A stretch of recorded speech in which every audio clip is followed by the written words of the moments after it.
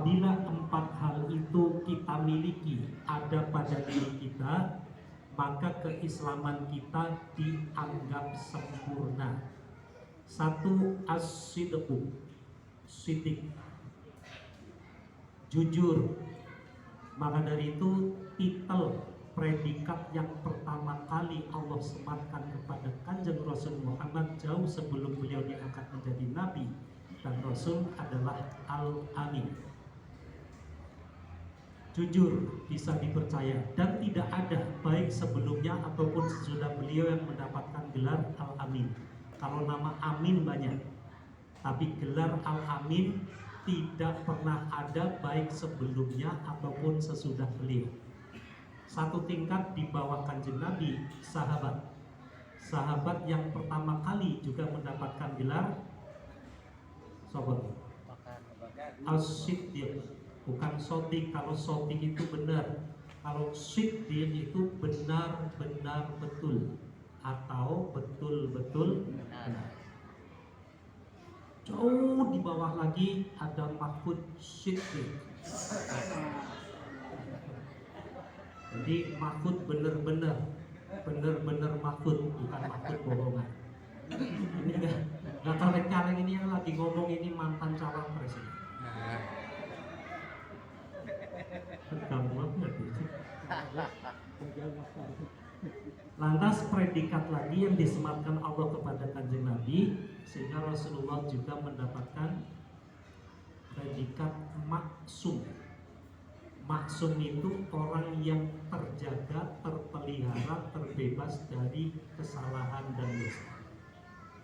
Sedangkan selain Kanjeng Nabi, orang-orang makrifat, para siddiqin itu mendapatkan gelar mahfud. Mahfud itu orang yang terpelihara dari kekekalan atau mengekalkan perbuatan dosa. Bukan berarti tidak boleh berdosa, tapi ketika diingatkan kemudian taubat kembali kepada Allah, besok nggak ulangi lagi. Itu namanya mahfud. Saya ulangi, kalau maksum itu terpelihara dari perbuatan dosa. Kalau mahfud terpelihara dari mengekalkan perbuatan dosa. Kebetulan dua-duanya ada di Nurul Islam. Amin. Ini masuk. Satu, apa tadi yang harus ada di dalam diri kita supaya Islam kita sempurna? Siddiq, jujur. Dan alat ukur kejujuran yang paling akurat adalah duit. Ada orang yang ngomongnya santun, sopan, kalau ngomong masalah hati, masalah marifat segala macam, ketahuan aslinya nanti kalau sudah berurusan dengan duit. Jangan gampang percaya dengan orang yang baru kita kenal. Misalkan NIC mau rekrut karyawan baru, portofolio disampaikan, cerita pengalaman apa segala macam. Tahu siapa sebenarnya, tunggu dulu, kasih amanah yang ada urusannya dengan duit, nanti ketahuan siapa dia sebenarnya. Dan hampir banyak orang yang bermasalah, rata-rata masalah itu urusannya dengan masalah duit. Saya harap tidak ada yang tersinggung. Insyaallah.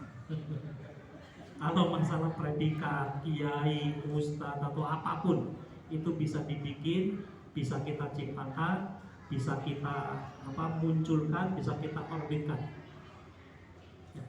Zaman awal-awal di muka kuning tidak ada orang yang dipanggil kiai, semuanya dipanggil ustadz. Belakangan ini ujuk-ujuk semuanya jadi kiai. Ini gampang, predikat-predikat seperti ini gampang. Ketahuan aslinya nanti kalau sudah ada urusan dengan masalah duit. Dan duit ini bisa mengukur tebal tipisnya iman seseorang. Banyak orang dikasih amanah duit rata-rata berkurang, tapi kalau dikasih amanah kata-kata justru malah kadang-kadang bertambah. Inilah uniknya duit. Nah, yang kedua, apa yang kedua? Amanah. Syukur. Yang pertama apa tadi? Siddiq. Jujur. Yang kedua syukur. Syukur ini salah satu tanda orang yang bersyukur adalah ridho terhadap segala keputusan Allah dan segala pemberian Allah. Selama ini kita masih belum menjadi orang yang pandai bersyukur. Dikasih hujan ngeluh, dikasih panas ngeluh.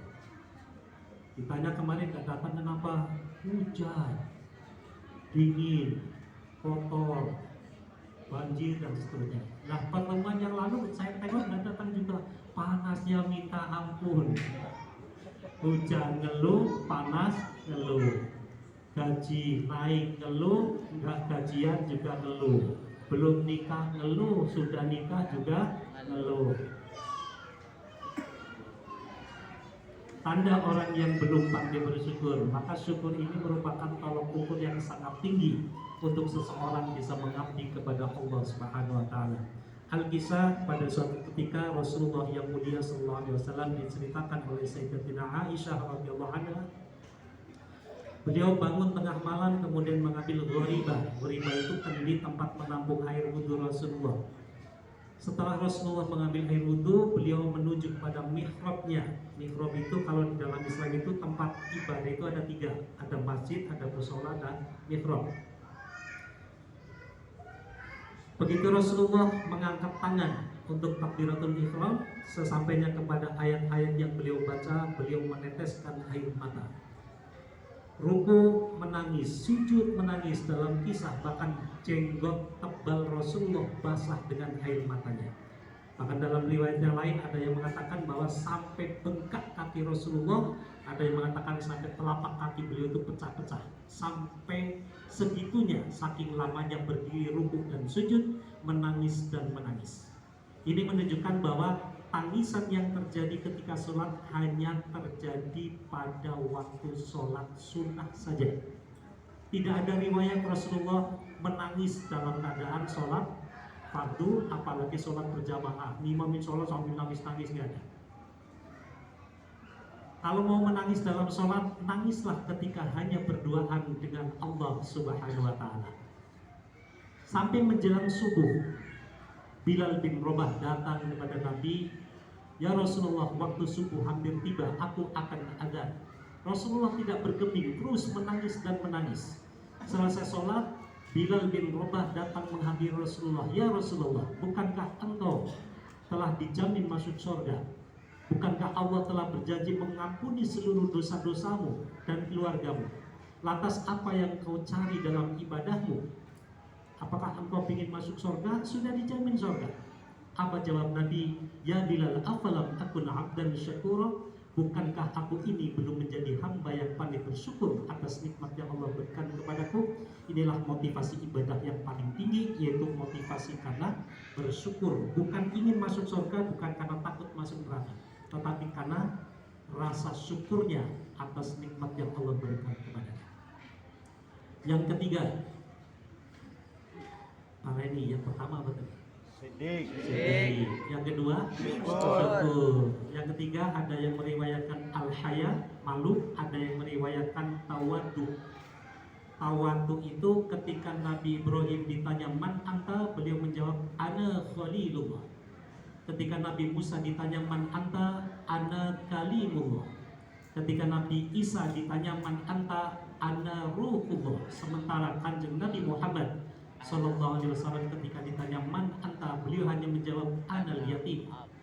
Padahal semua gelar, semua predikat, semua kelebihan-kelebihan yang Allah berikan kepada nabi-nabi sebelumnya, semuanya ada pada diri Rasulullah.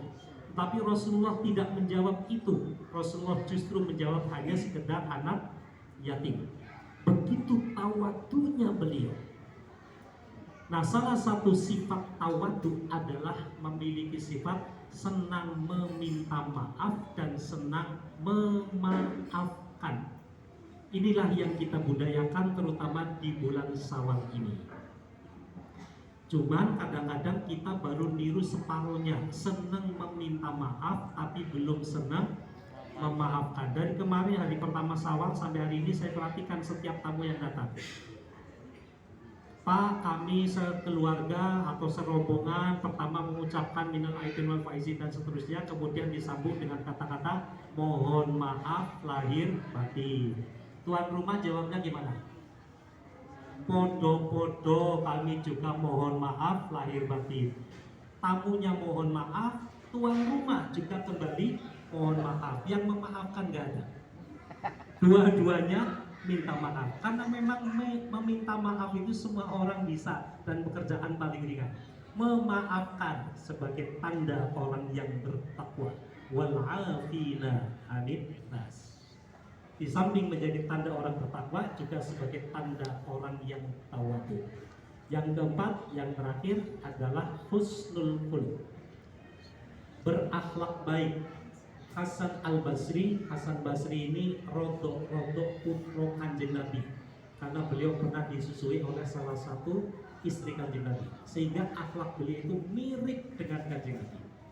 Tolong ukur husnul khuluq, kata beliau tadi ada 3. Yang pertama adalah bastul wajhi, bermuka ceria, wajahnya nyenengke. Kalau di sawah, kalau dilihat itu bikin hati adem, gak sangar, gak menakutkan, gak nyebelin.